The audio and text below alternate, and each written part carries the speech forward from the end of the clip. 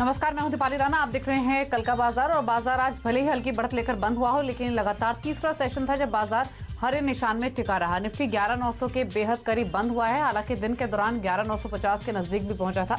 आज आईटी शेयरों की तरफ से अच्छा पार्टिसिपेशन रहा। निफ्टी आईटी इंडेक्स 1.5% ऊपर बंद हुआ और पिछले 4 दिनों की प्रॉफिट बुकिंग के बाद वापस आईटी इंडेक्स में आईटी स्टॉक्स में रिन्यूड बाइंग देखने को मिली। वहीं एचडीएफसी बैंक भी आज जोश भरने में मददगार रहा। हालांकि निफ्टी बैंक में मामूली बढ़त आई।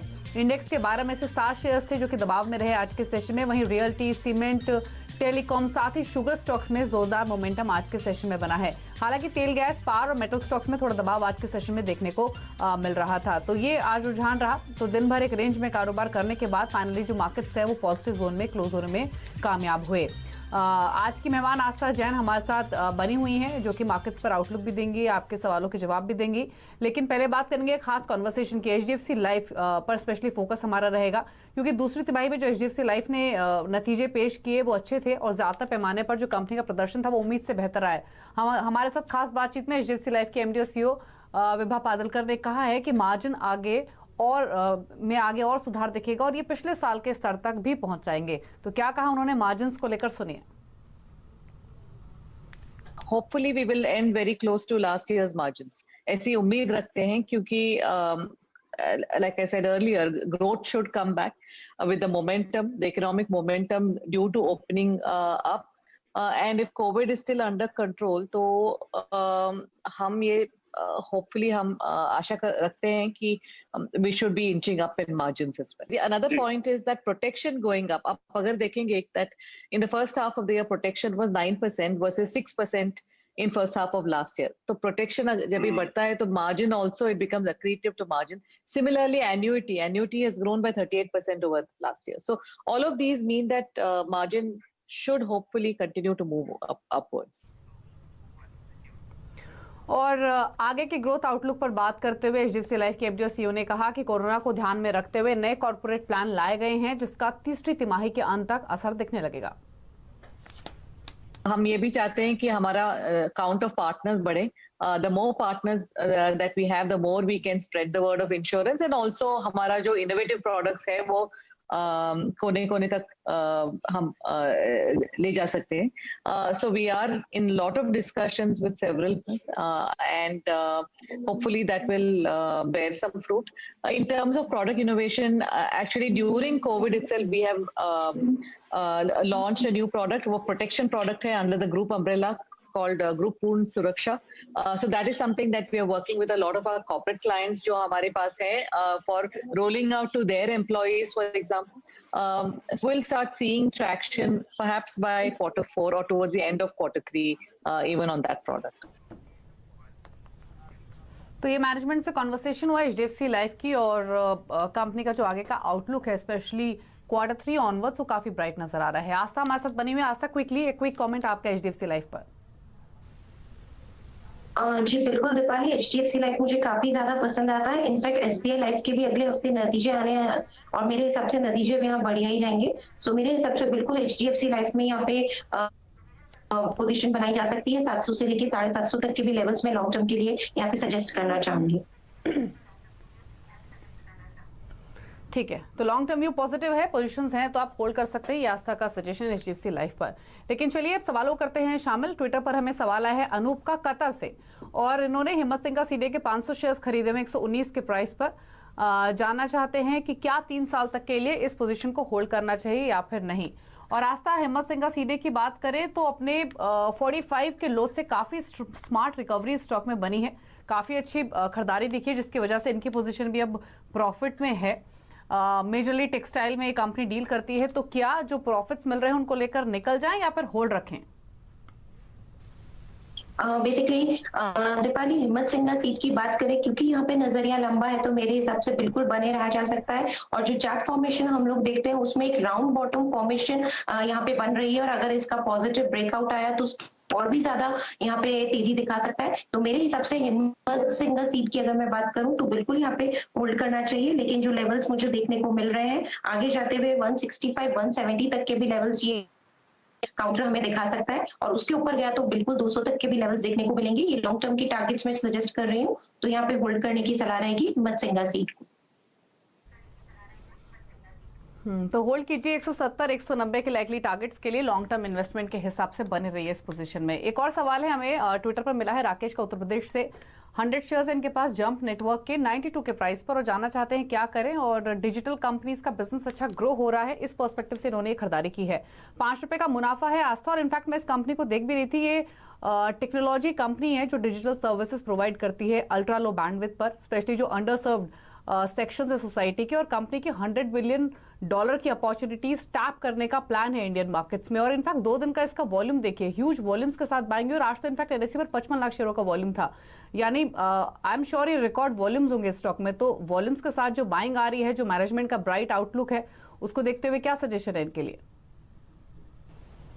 बेसिकली दीपाली देखा जाए तो काफी टाइम से, और लगभग देखा जाए तो 2 सितंबर से लेके अब तक एक ये कंसोलिडेट कर रहा है एक ही रेंज में, और जो रेंज बनी हुई है वो तकरीबन कह सकते हैं नीचे में 88 है तो ऊपर में 105 106 इसके 11 सालों का अभी तक का हाई है। बनाया था वो 123 का हाई बनाया था दीपाली, और वो जो साल था वो 2009 था। तो अब अगर ये 106 जो कि 11 सालों का हाई है उसके ऊपर ये बंद करने में सफल होता है तो बिल्कुल एक तरह से अपने ये जो ऑल टाइम हाई है 123 उसके आसपास जाएगा। तो मेरे हिसाब से क्योंकि स्टॉक अभी कंसोलिडेट कर रहा है, अगर ब्रेकआउट आता है 106 तो 120 130 तक के भी लेवल्स हमें दिखा सकता है, तो मैं होल्ड करने की राय दूंगी। लेकिन 92 पे इन्होंने खरीदा है तो उसी का एक स्टॉप लॉस लगा लें। बिल्कुल अगर स्टॉप लॉस ट्रिगर भी होगा तो कोई नुकसान में नहीं रहेंगे। तो 92 की जो कॉस्ट प्राइस है उसका स्टॉप लॉस लगाते हुए स्टॉक को होल्ड करें। ऊपर में 106 के ऊपर अगर इसने सस्टेनेबल क्लोज दिया तो 120 130 तक के लेवल भी जब नेटवर्क में हमें देखने को मिलेंगे।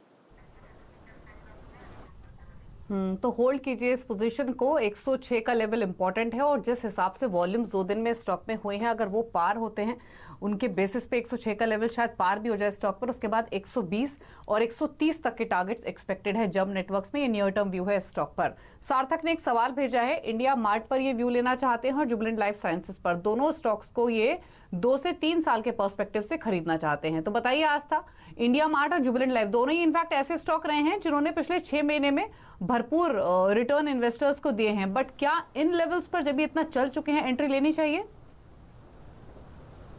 जी बिल्कुल दीपाली, चल काफी चुके हैं और इसी वजह से एंट्री लेने के लिए मेरे को लगता है कि थोड़ा सा अभी रुकना चाहिए दोनों ही स्टॉक्स में। सबसे पहले अगर इंडिया मार्ट की बात करें तो मेरे हिसाब से बाय ऑन डिप्स की स्ट्रैटेजी यहाँ पे रखेंगे तो ज्यादा बेहतर रहेगा, क्योंकि लंबा नजरिया है। मेरे हिसाब से 6000 तक के भी लेवल्स दिखा सकता है, लेकिन बाइंग अभी ना करें। स्टॉक अगर 4300 4400 के आसपास अगर मिलता है तो बहुत बढ़िया बाइंग होगी, तो वहां पे बाइंग करें इंडिया मार्ट को और होल्ड करिए। 6000 तक के लेवल्स देखने को मिलेंगे।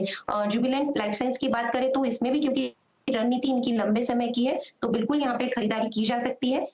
लेकिन अगेन थोड़ा सा, क्योंकि स्टॉक में अगर मैं चार्ट्स में जो यहाँ पे देख रही हूँ दीपाली, तो थोड़ा सा प्रेशर दोनों ही स्टॉक्स में आ रहा है। तो मेरे हिसाब से अगर ये प्रेशर थोड़ा सा भी रहा जारी तो हो सकता है कि नीचे के लेवल पे इनको बाइंग करने को अच्छी खासी यहाँ पे एक मौका मिले। तो 650 के आसपास अगर जुबिलेंट लाइफ साइंस मिलता है तो वहां पे बिल्कुल बाइंग करा जा सकता है। तो अभी उसमें भी रुक जाए और नीचे के लेवल पे बाइंग करने की सलाह रहेगी दोनों ही स्टॉक्स में। तो इन स्तरों पर नहीं खरीदना है ये स्टॉक। आस्था ने आपको दोनों स्टॉक्स में लेवल्स बताए हैं जहां पर आपको एंट्री लेनी है। 650 के आसपास जुबिलेंट लाइफ मिले तो आप डेफिनेटली खरीद सकते हैं, बट इन स्तरों पर आपको एंट्री नहीं लेनी है। और सिमिलरली इंडिया मार्ट में भी ऑन डिप्स ही आपको खरीदारी करनी है। अनिल हमारे साथ फोन लाइन पर पुणे से। अनिल नमस्कार, बताइए सवाल अपना। हाँ मैडम, मैंने 790 में HCL के 20 शेयर्स लिए है, तो उसको होल्ड करना चाहिए या प्रॉफिट बुक करूं? आस्था 792 की बाइंग है, 87 रुपए का मुनाफा इनको हो रहा है, तो एक डिसेंट अप्रिसिएशन इनको मिल रहा है। प्रॉफिट्स ले लें या फिर होल्ड रखें? बेसिकली दीपाली, अनिल जी का अगर यहाँ पे लंबा है नजरिया तो मैं होल्ड करने की सलाह दूंगी, लेकिन अगर शॉर्ट टर्म में इन्होंने ट्रेडिंग पर्सपेक्टिव से लिया है तो कुछ मुनाफा जरूर बुक करें। तो 50% मुनाफा बुक कर सकते हैं और 50% जो इनकी होल्डिंग है उसको कंटिन्यू कर सकते हैं। आगे जाते हुए यहाँ पे हमें 950 तक के भी लेवल्स देखने को मिल सकते हैं। और जो भी यहाँ पे ट्रेडर्स भी अगर कोई पोजीशन लेके बैठे हैं तो मेरे को लगता है कि बिल्कुल यहाँ पे होल्ड करें। इनफैक्ट अनिल जी जो 50% की अपनी पोजीशन को होल्ड करेंगे उसमें 730 का एक स्टॉप लॉस लगा लें और कंटिन्यू करिए, क्योंकि HCL टेक काफी बढ़िया IT क्षेत्र की कंपनी है। नतीजे काफी बेहतरीन थे, मार्जिन वाइज काफी बढ़िया मार्जिन, EBIT मार्जिन क्लॉक करती है। क्लाउड प्लेटफॉर्म से काफी ज्यादा ग्रोथ आगे जाते हुए कंपनी को मिलेगी और डील विंस भी काफी बढ़िया हुई है तो सब तरीके से कंपनी बढ़िया है, बिल्कुल होल्ड करने की सलाह रहेगी। 730 का स्टॉप लॉस, 900 950 के टारगेट्स के लिए।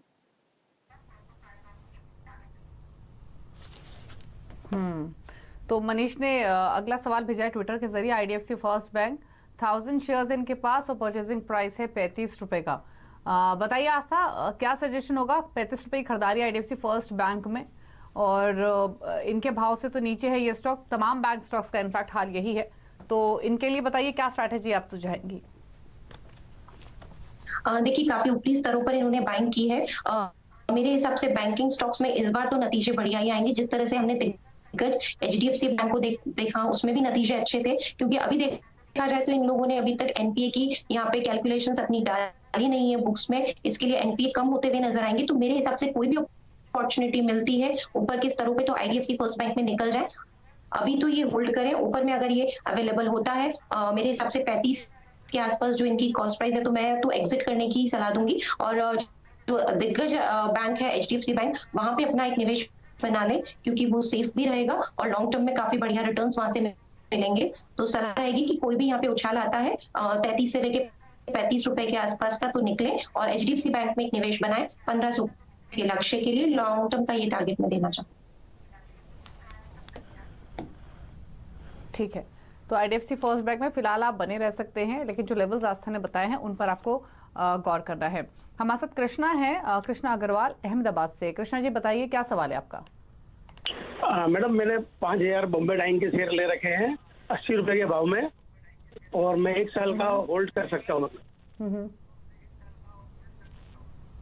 80 रुपए की खरीदारी आपकी बॉम्बे डाइंग में, क्वांटिटी आपने कितनी बताई? 5000 शेयर।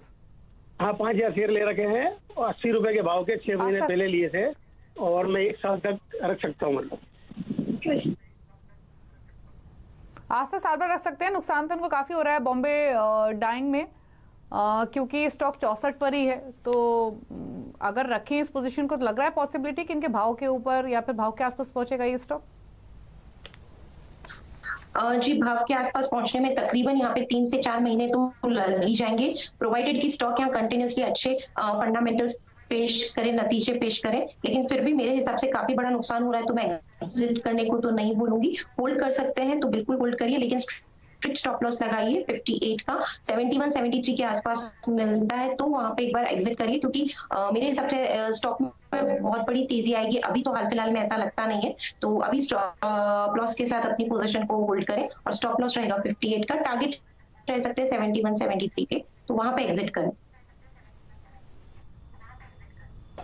71 73 के टारगेट्स के लिए आप होल्ड कर सकते हैं। 58 का एक स्टॉप लॉस आपको रखना होगा, तो बने रहिए फिलहाल इस पोजीशन में, लेकिन लेवल्स जो बताए हैं उस पर आपको ध्यान देना है। लोकेश ने एक सवाल भेजा है, अगेन अहमदाबाद से ये सवाल आया है एसएमएस के जरिए। कैनरा बैंक पर इनका सवाल है। इन्होंने 660 शेयर्स खरीदे हुए हैं कैनरा बैंक के, और जिनका खरीदारी का भाव है 93 रुपये 60 पैसे का है। 88 रुपये के आसपास ये बंद हुआ है, तो ऑलमोस्ट 5 रुपये नीचे है इनकी खरीदारी से।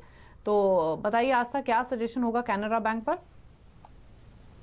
बेसिकली बैंकिंग सेक्टर की बात करें तो स्पेशली पीएसयू बैंक्स मुझे बहुत ज्यादा यहाँ पे अट्रैक्टिव नहीं लगते, क्योंकि प्राइवेट सेक्टर बैंकिंग के जो फंडामेंटल्स हैं वो पीएसयू में इतने स्ट्रांग नहीं है। बट स्टिल इन्होंने काफी ऊपर के लेवल पे खरीदा है, और मेरे हिसाब से ये जो स्टॉक है लगभग देखा जाए तो 1 महीने से एक ही रेंज में ट्रेड कर रहा है, और रेंज है 82 से 98 के बीच में। तो जब तक ये 98 के ऊपर ये क्लोज नहीं करता तब तक वापस से तेजी आएगी, ऐसा कहना अभी थोड़ा सा जल्दबाजी होगी। मेरे हिसाब से ये होल्ड करें, लेकिन 82 का ही स्टॉप लॉस लगा लें। उसके नीचे अगर स्टॉक ने बंद किया, क्लोज किया, तो सलाह रहेगी कि एग्जिट कर जाए। और जिस तरह से प्राइवेट सेक्टर बैंक की मैंने पहले भी बात की, तो वहां पे एक निवेश का नजरिया बनाइए, नुकसान की भरपाई होती भी नजर आएगी। पर हाल फिलहाल होल्ड करें, स्टॉप लॉस रहेगा 82 का। 82 के स्टॉप लॉस के साथ फिलहाल आप होल्ड कीजिए कैनरा बैंक। जयंती हमासा जामनगर गुजरात से। जयंती नमस्कार, बताइए क्या क्वेश्चन है आपका? नमस्कार मैम, मेरे पास यूटीआई एएमसी के 27 शेयर्स आईपीओ में अलर्ट हुए थे, तो अभी मैं क्या होल्ड कर सकता हूँ? मैं लॉन्ग टर्म इन्वेस्टर हूँ। आईपीओ का अलॉटमेंट है, और लिस्टिंग के बाद थोड़ा हल्का तो हुआ है ये स्टॉक यूटीआई एएमसी का, इसीलिए इनको 62 रुपए का नुकसान हो रहा है। वैसे तो ये लॉन्ग टर्म इन्वेस्टर है आस्था, लेकिन जब पोजीशन नुकसान में होती है तो थोड़ी चिंता जरूर होती है। अब बताइए लॉन्ग टर्म के लिए वर्थ है इसको होल्ड करना, या कोई और सजेशन है? बेसिकली लॉन्ग टर्म के लिए होल्ड कर सकते हैं तो लंबा यहाँ पे इंतजार करना पड़ेगा, नहीं तो एक काम ही कर सकते हैं 470 का एक स्टॉप लॉस लगाइए, क्योंकि जिस दिन इसकी लिस्टिंग हुई थी तभी इसने 470 का लो बनाया था। अगर वो लो ब्रेक हुआ तो इसका मतलब है स्टॉक में बहुत ज्यादा वीकनेस है, तो फिर वहां से बिल्कुल निकल जाए, क्योंकि आज की क्लोज भी अगर हम देखें तो 490 की है, तो सिर्फ 20 रुपए का इंतजार करना है। अगर 470 के नीचे ये बंद होता है तो बिल्कुल मैं कहूंगी कि एग्जिट कर जाएं, क्योंकि फिर काफी ज्यादा समय लगेगा इनकी जो इश्यू की प्राइस है आने में। तो 470 के स्टॉप लॉस के साथ होल्ड करें, अगर ट्रिगर हुए तो निकल जाए। और दूसरी तरफ जिस तरह से यहाँ पे आईटी सेक्टर काफी बढ़िया लगता है दीपाली, तो HCL टेक भी मुझे काफी पसंद आता है, तो वहां पे एक निवेश कर सकते हैं। नहीं तो इन्फोसिस में निवेश करिए, बिल्कुल नुकसान की भरपाई करके देगा, क्योंकि फंडामेंटली काफी स्ट्रॉन्ग लगता है मुझे इन्फोसिस। और यहाँ पे जो हम टारगेट्स देख रहे हैं वो 1400 तक के भी लेवल्स देख रहे हैं, तो मेरे हिसाब से 470 का अगर स्टॉप लॉस ट्रिगर हो तो निकल के इन्फोसिस खरीद ले, टारगेट रहेगा 1400 का। इन्फोसिस एक बेटर बेट है, यहाँ पर एंट्री लेंगे तो नुकसान की भरपाई हो सकेगी। 1400 प्लस टारगेट्स एक्सपेक्ट कर रही हैं आस्था इन्फोसिस में। फिलहाल आप यूटीएमसी होल्ड कर सकते हैं, लेकिन इन्फोसिस एक स्टॉक है जिसको पोर्टफोलियो में ऐड किया जा सकता है। स्वप्निल ने फेसबुक के जरिए एक सवाल भेजा है, पुणे से एल&टी इन्फोटेक पर 13 शेयर्स 2120 पर खरीदे हुए हैं, नेस्को के 25 शेयर्स हैं 715 के प्राइस पर। 6 से 9 महीने का नजरिया है इनका, तो जानना चाहते हैं कि टारगेट्स क्या है। और एल&टी इन्फो रिजल्ट से पहले आज थोड़ा भले ही सॉफ्ट हुआ हो, लेकिन स्ट्रॉन्ग प्रॉफिट्स पर ये बैठे हैं आस्था। ले लें ये प्रॉफिट्स या फिर होल्ड रखें स्टॉक को? और नेस्को पर भी आपकी राय? सबसे पहले तो दीपाली में डिस्क्लोजर देना चाहूंगी, एल&टी इन्फोटेक जो हम लोग पीएमएस चलाते हैं, एम पीएमएस, उसमें हमारी होल्डिंग में है। इनफैक्ट हाँ, मैं भी यहाँ पे नतीजों का इंतजार कर रही हूँ, अभी तक आए नहीं है नतीजे। मेरे हिसाब से होल्ड करना बेहतरीन रहेगा। इस कंपनी की जो पॉजिटिव्स है दीपाली, देखा जाए तो जो मिड कैप आईटी जो कंपनीज है उसमें सबसे बेहतरीन मार्जिन इस कंपनी ने यहाँ पे क्लॉक किए, चाहे से नेट प्रॉफिट मार्जिन हो, चाहे से ऑपरेटिंग प्रॉफिट मार्जिन हो। इनफैक्ट मेरे हिसाब से देखा जाए तो जो इनकी रिटर्न ऑन इक्विटी है वो भी हाईएस्ट है। तो कंपनी फंडामेंटली काफी मजबूत है, और इसी वजह से मैं इन्हें सलाह दूंगी कि बिल्कुल होल्ड करें, क्योंकि आईटी सेक्टर में हमने देखा कि एक साथ बहुत तेजी आई थी, तो हो सकता है कि नतीजों के बाद इन्फोसिस टीसीएस की तरह थोड़ी सी गिरावट आए, बट मेरे हिसाब से घबराने की कोई बात नहीं है, वापस से ये तेज होगा। लंबे नजरिए से एल&टी इन्फोटेक को होल्ड करने की सलाह है। लॉन्ग टर्म के साथ होल्ड कीजिए, अच्छे प्रॉफिट्स पर आप हैं, लेकिन यहाँ से प्रॉफिट्स आपके और एनहांस हो सकते हैं, इसलिए बने रहिए। चलिए एक ब्रेक का वक्त हुआ है, लेकिन ब्रेक में जाने से पहले बात करेंगे सीएनबीसी आवाज और नेशनल स्टॉक एक्सचेंज के खास मुहिम इन्फॉर्म्ड इन्वेस्टर के बारे में, जिसका मकसद है निवेशकों के बीच में निवेश से जुड़ी हुई तमाम बारीकियों को बताना और जागरूकता इन्वेस्टर्स के बीच में फैलाना। जिस तरह हम अपने बच्चे के रिपोर्ट कार्ड पर हस्ताक्षर करने से पहले उसकी जांच करते हैं, उसी तरह एक समझदार निवेशक को भी किसी भी डॉक्यूमेंट को साइन करने से पहले उसे अच्छे से रीड करना चाहिए। तो जो भी डॉक्यूमेंट्स आपको इन्वेस्टमेंट रिलेटेड मिलते हैं, जो भी कॉन्ट्रैक्ट्स मिलते हैं, उस पर साइन आप जरूर करें, लेकिन उसको पहले प्रॉपरली उसको रीड करें। इनफैक्ट ये सिर्फ स्टॉक की खरीदारी के लिए नहीं, अगर आप कोई भी इन्वेस्टमेंट्स करते हैं, फिर चाहे वो पॉलिसीज की हो, म्यूचुअल फंड्स की हो, तब भी आपको इस पर गौर करना चाहिए। आस्था, आप क्या कहना चाहेंगी? एकदम सही बात है, जो भी है हस्ताक्षर तो एक ऐसी चीज है, क्योंकि अगर कोई भी हमने एक गलत कदम उठाया तो ये हमें बहुत भारी नुकसान यहाँ पे करवा सकता है। तो मैं भी इस बात से सहमत हूँ और सभी को यहाँ पे निवेदन करूंगी कि इस चीज का हस्ताक्षर करने से पहले बिल्कुल यहाँ पे अपना ख्याल रखें और सोच समझ के ही कहीं पे हस्ताक्षर। चलिए इसी के साथ एक ब्रेक के लिए रुक रहे हैं, लौटेंगे तो कुछ और क्वेरीज को करेंगे शामिल। आस्था जैन हमारे साथ बनी हुई, जल्द वापस आते हैं।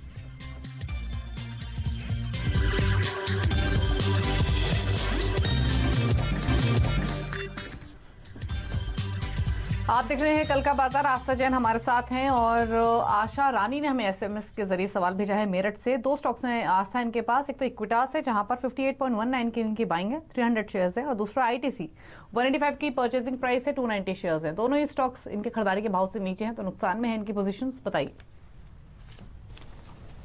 सबसे पहले इक्विटास को मैं लेना चाहूंगी। बेसिकली जिस तरह से इक्विटास स्मॉल फाइनेंस बैंक का एक आईपीओ यहाँ पे आज से खुला है, तो उसकी वजह से थोड़ा सा हमें ऐसा लग रहा था कि एक सपोर्ट मिलेगा, बट स्टिल आज के ट्रेडिंग सेशन में भी कोई बहुत ज्यादा तेज ये बंद नहीं हुआ है स्टॉक, तो मेरे हिसाब से होल्ड करिए, लेकिन स्ट्रिक्ट स्टॉप लॉस लगा लीजिए 40 रुपए का। तो इक्विटास में 40 रुपए के स्ट्रिक्ट स्टॉप लॉस के साथ मैं होल्ड करने की सलाह दूंगी। ऊपर में हो सकता है 60 तक के लेवल्स भी हमें यहाँ पे देखने को मिले।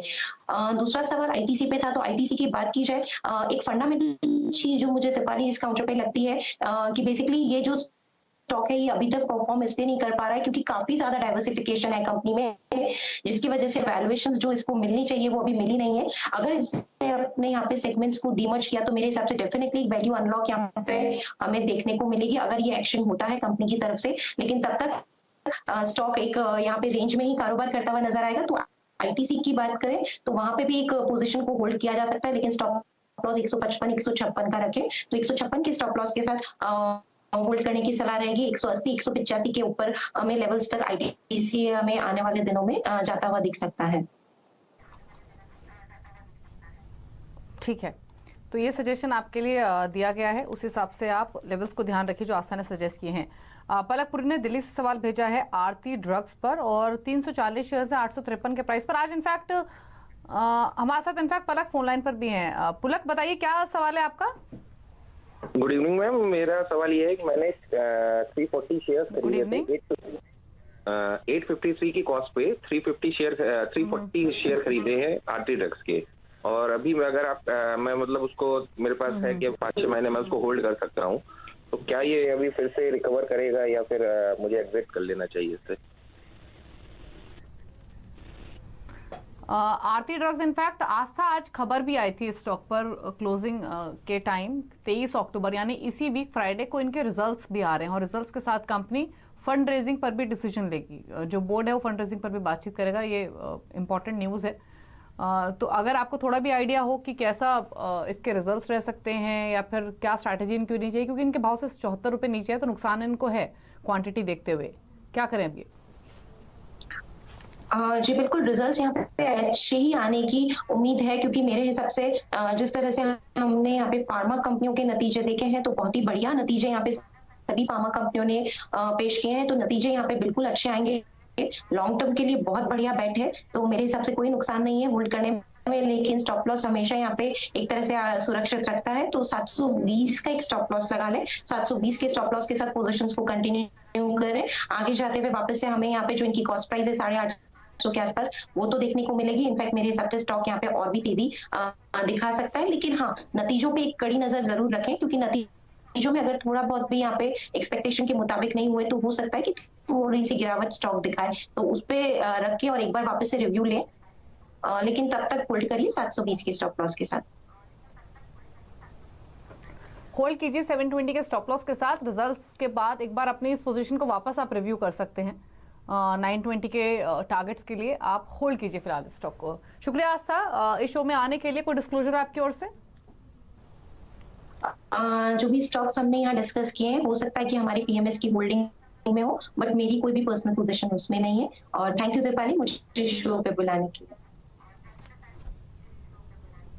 शुक्रिया आस्था शो का हिस्सा बनने के लिए और सभी कॉलर्स की क्वेरीज को एड्रेस करने के लिए। तो इसी के साथ कल का बाजार में तो इतना ही। लेकिन खबरों पर लगातार अपडेट के लिए सिंधी से आवाज से जुड़े रहिए ट्विटर, फेसबुक और यूट्यूब के जरिए। नमस्कार।